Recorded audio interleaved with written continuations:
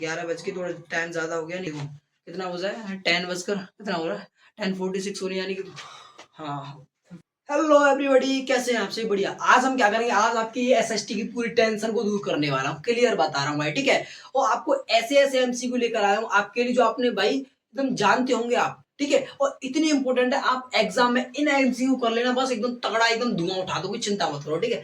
तो न देरी करते हुए स्टार्ट करते हैं। और इससे पहले मैं बता दूं, आप इस एमसीक्यू करने के बाद ये नहीं कहोगे कि भैया हमारा इतना सारा 0.001% भी टाइम वेस्ट हो गया। एकदम एकदम अच्छी जगह पर आ गए हो, देखिएगा। तो न देरी करते हुए मेरे प्यारे भाई और बहनों स्टार्ट करते हैं। तो फर्स्ट ऑफ ऑल सबसे पहला एमसीक्यू क्या दिया हुआ है, who is known as the Napoleon of India, यानी कि जो ऐसा कौन सा व्यक्ति था जिसे हम इंडिया का नेपोलियन कहते थे। क्या टीपू सुल्तान था, या क्या था समुद्रगुप्त था, एंड चंद्रगुप्त था, एंड शिवाजी महाराज। आपको जल्दी से भाई आपको एक एमसीक्यू करने का 10 सेकंड मिला करेगा। 10 सेकंड बहुत है ना? हाँ बिल्कुल बहुत है। तो मैं लगा देता हूँ भाई, जल्दी से आप स्टार्ट करें। MCQ number 1 start. तो 10 सेकंड आपका टाइम स्टार्ट हो चुका है। अब जल्दी से आप क्या करें, देखो आपको दिख रहा होगा आपका टाइम स्टार्ट हो चुका है। जल्दी से बता दीजिए कौन सा इसका आंसर है, ठीक है। तो मैं इधर साइड हो जाता हूँ। Who is known as the Napoleon of India, जल्दी से बता दीजिए, आपका टाइम ओवर हो चुका है।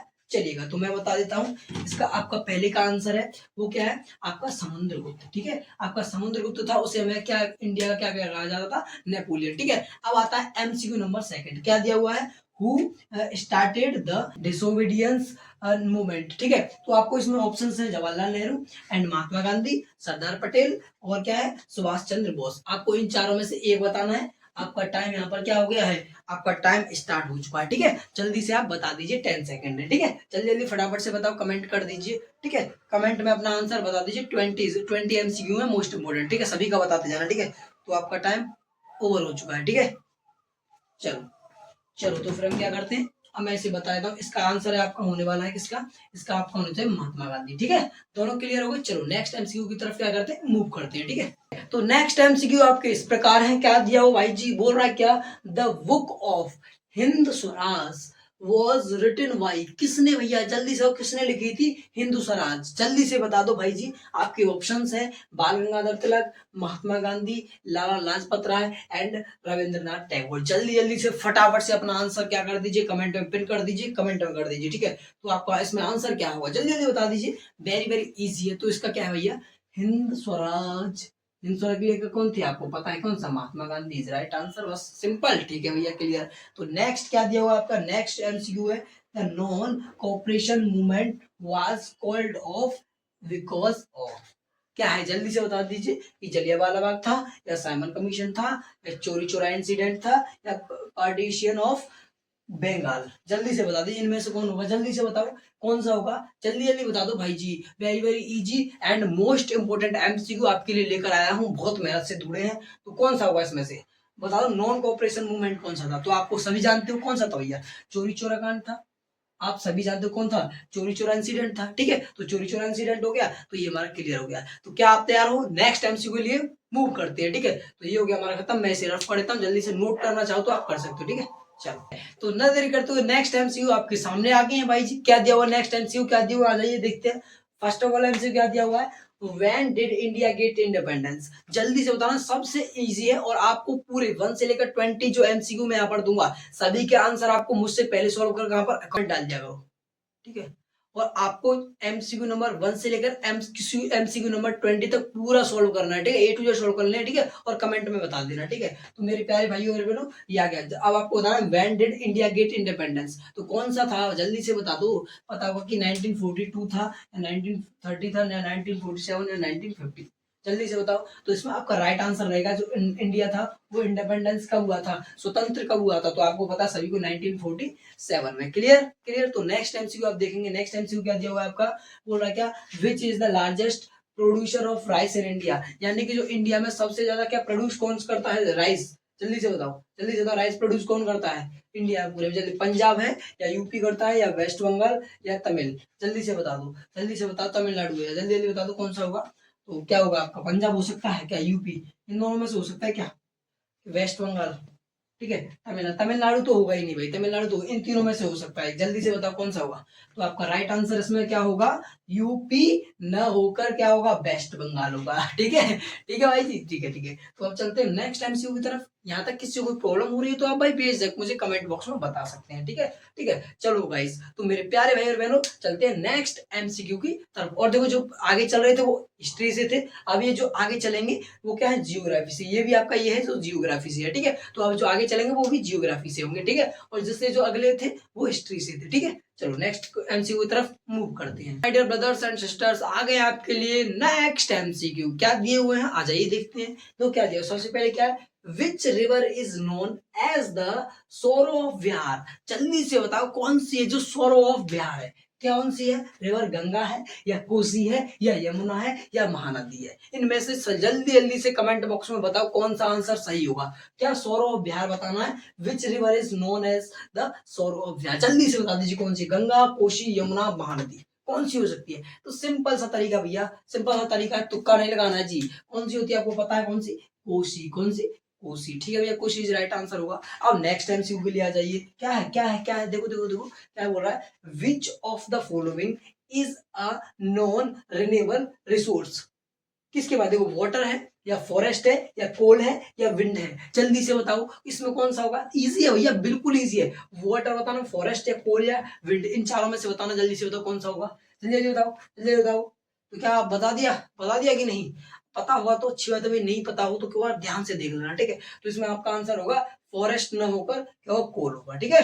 क्लियर, ठीक है, कंफ्यूज नहीं होना है, ठीक है। चलो भाई, अब नेक्स्ट क्या दिया हुआ है, विच ऑफ द फॉलोइंग, क्या, which of the following states is the largest producer. देखना एक बार, देखना यहाँ पर दिख रहा होगा आपको, ठीक है, largest producer of coffee in India. यानी कि ऐसा कौन सा स्टेट है जो इंडिया में सबसे ज्यादा कॉफी प्रोड्यूस करता है। कौन सा, केरला है, तमिलनाडु है, कर्नाटका है, या असम है। जल्दी जल्दी से बता दो कौन सा है इसमें से, जल्दी जल्दी बताओ इसमें कौन सा आपका आंसर हो सकता है। केरला, तमिलनाडु, कर्नाटका, या असम। जल्दी जल्दी बताओ फटाफट से।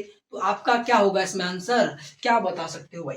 इसमें क्या होगा, इसमें होगा Karnataka. Karnataka is right answer. Clear हो गया, यहाँ तक किस किस को कोई प्रॉब्लम है, जल्दी से बता दीजिए। क्या यहाँ तक किसी बच्चे को प्रॉब्लम आ रही है तो आप कमेंट बॉक्स में बेझिझक अपना बड़ाई भाई मानकर मुझसे शेयर कर दो, ठीक है। कोई दिक्कत नहीं भाई, मैं अपना पूरा 100% दूंगा कि आपकी कोई प्रॉब्लम हो उसका सॉल्यूशन कर सकूं, क्योंकि फाइनल एग्जाम आ गए हैं, उनका एकदम प्रैक्टिस चल रही है धुआंधार। चलो तो फिर नेक्स्ट एमसीक्यू की तरफ मूव करते हैं, ठीक है। चलो, तो क्या तैयार हो नेक्स्ट मोस्ट इंपोर्टेंट एमसीक्यू के लिए। ये क्या दिया हुआ देखो यहाँ पर, क्या, which type of soil is most suitable for cotton, ठीक है। यानी कॉटन के लिए कौन सा एकदम मस्त होता है, एकदम कौन सा एकदम अच्छा क्या होता है, सिद्ध होता है। कौन सा कॉटन के लिए, जल्दी बताओ कौन सी सोल है जो अच्छी सिद्ध होती है, जल्दी से बताओ कॉटन के लिए। जल्दी जल्दी बताओ क्या है, जल्दी से इन चारों में से आपका एक आंसर देना है। क्या, जल्दी जल्दी बता दो। मैं एक बात तो बता दूं, इनमें से आपका ये तो हो नहीं सकता, ये ब्लैक सोल या रेड सोल या लेटराइट सोल में से एक आंसर होगा, ये तो आपको पता ही होगा। जल्दी से बता दीजिए कौन सा सोल है इन तीनों में, जल्दी जल्दी बताओ फटाफट से, आपका आंसर आने का इंतजार हो रहा है बेसब्री से।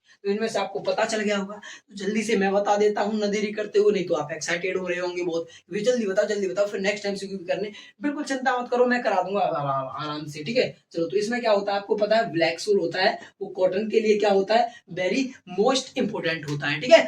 ठीक है, तो क्या नेक्स्ट एमसीक्यू की तरफ हम मूव करें, क्या हम नेक्स्ट एमसीक्यू की तरफ मूव करें, ठीक है। तो चलिएगा, तो स्टार्ट करते हैं। नेक्स्ट एमसीक्यू हमारा क्या दिया हुआ है, नेक्स्ट एमसीक्यू हमारा दिया हुआ है क्या, what is the minimum as. अब देखना ये क्या आ गया, ये पॉलिटिकल साइंस के क्वेश्चंस आ गए, ठीक है। ध्यान रखना, ये अब क्या है, पॉलिटिकल साइंस के क्वेश्चंस आ चुके हैं यहाँ पर से, ठीक है। ठीक है, पहले जियोग्राफी के चल रहे थे, हिस्ट्री के मैंने करा दिए, अब ये किसके चल रहे थे, जियोग्राफी के चल रहे थे। अब यहाँ से जो शुरू हो गए वो पॉलिटिकल साइंस के शुरू हो गए। तो क्वेश्चंस क्या है, what is the minimum age to vote in India.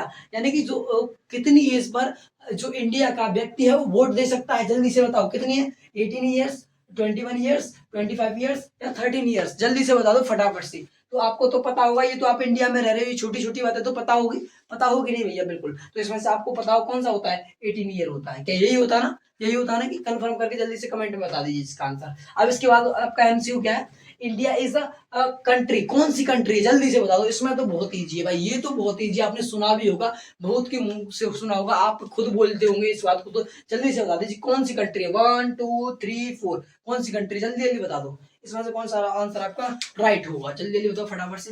तो भाई मैं बता देता हूँ, मुझे भाई देखो एक चीज बता दो भाई, आराम से एकदम एक बार ठंडे दिमाग से सब कुछ सोचा करो, एक बार क्वेश्चन पढ़कर माइंड में देखा करो क्वेश्चन बोल क्या रहा है, ठीक है, फिर उसे आराम से सॉल्व कर दिया करो, ठीक है। तो क्या होगा इसमें, क्या होगा आपको पता कौन सा होता है, फेडरल एंड डेमोक्रेटिक रिपब्लिक, ठीक है, ये हमारा क्या होगा आंसर। तो क्या नेक्स्ट एमसीक्यू की तरफ हम मूव करें, जल्दी जल्दी से बता दीजिए, फिर चलेंगे हम नेक्स्ट एमसीक्यू की तरफ, ठीक है। तो स्टार्ट करते हैं ना देरी करते हुए नेक्स्ट एमसीक्यू, चलो तो आगे आपके नेक्स्ट एमसीक्यू बड़े आनंद के साथ और मजे के साथ क्या दिया हो, देखो who is the head of the state government, ठीक है ठीक है ठीक है। पॉलिटिकल साइंस के क्वेश्चन चल रहे हैं, ध्यान रखना, मैं बताते जा रहा हूँ बार बार, ठीक है। तो क्या बताना है आपको, क्या बताना है कि who is the head of the, क्या में स्टेट गवर्नमेंट में सबसे हेड कौन होता है, कौन होता है, जल्दी से बताओ, गवर्नर होता है या चीफ मिनिस्टर होता है या प्रेसिडेंट होता है या प्राइम मिनिस्टर होता है हमारे इंडिया में, जल्दी जल्दी से बता दीजिए कौन होता है इनमें से, इन चारों में से एक होता है, कौन होता है इसमें, देख ध्यान रखना, स्टेट गवर्नमेंट में बोल रहा हूँ मैं, और कुछ में नहीं पूछ रहा हूँ, एक बार ऐसे ढंग से पढ़ लेना, बहुत बच्चे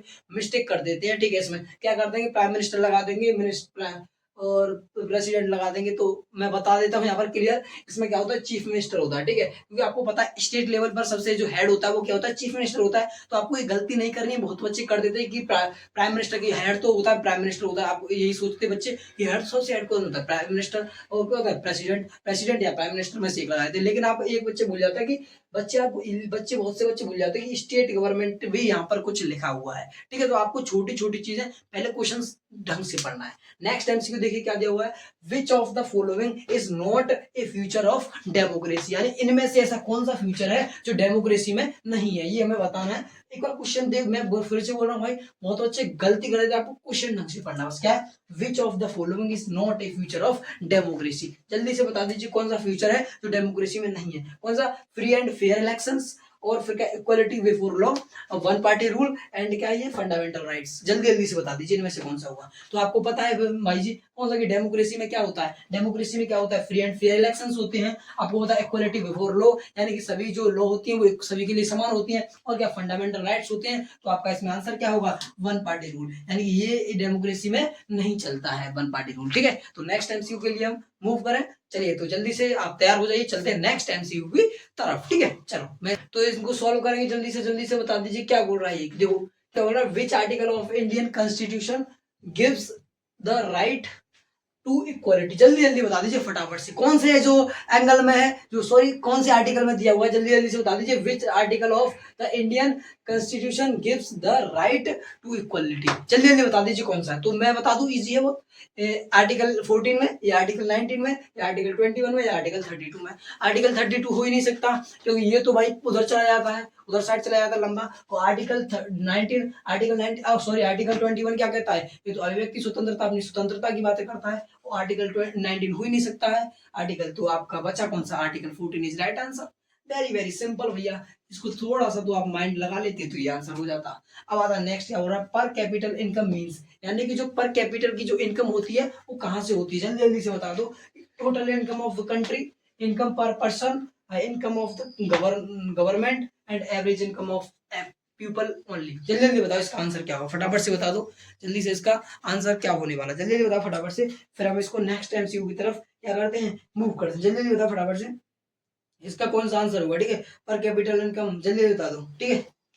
तो मैं इसका भाई जल्दी बता दो कौन सा होगा, पता चला कि नहीं, जल्दी बताओ, नहीं पता चला कोई दिक्कत नहीं, तो इसका आंसर आपका होगा वी इज राइट आंसर, ठीक है ठीक है। तो भाई आज के लिए इतना ही, क्योंकि भाई थोड़ा लेट हो गए, नाइट में शायद 11 बज गए होंगे, देखो 11 बज गए होंगे शायद, एक सेकंड रुकना भाई, 11 बज के थोड़ा टाइम ज्यादा हो गया, नहीं तो आपके लिए और शूट कर लेते, क्या कर लेते और शूट कर लेते। देखो कितना हो जाए, 10 बजकर कितना हो रहा है, 10:46 हो रही, यानी कि हाँ 14 मिनट्स की देर है, 11 बजने में, तो इसीलिए भाई लेट हो गया थोड़ा, इसीलिए क्या करना पड़ेगा, अब क्लास को यहीं पर एंड करना पड़ेगा, ठीक है। तो कोई दिक्कत नहीं मेरे प्यारे भाई और बहनों, आज की क्लास एसएसटी की मजेदार मैराथन हो चुकी है, आप इतने को कर लें बस, आपका फिनिश हो जाएगा, ज्यादा करने की जरूरत नहीं है, ठीक है, कोई दिक्कत नहीं। और बच्चे कुछ होंगे, अगर आपको कोई दिक्कत आ रही होगी तो आप कमेंट में लिख देना, मैं फिर से एक लॉन्ग वीडियो एकदम अच्छी सी एकदम और कुछ बड़ा सा लेकर आऊंगा, ठीक है। तो मेरे प्यारे भाई और बहनों, मिलते हैं ऐसी आनंददायक और मजेदार क्लास में, ठीक है, तब तक के लिए बाय बाय बाय बाय, ठीक है। तो मिलेंगे बड़ी आनंददायक और मजेदार वीडियो के साथ, बाय, देखो ठीक है, चलो।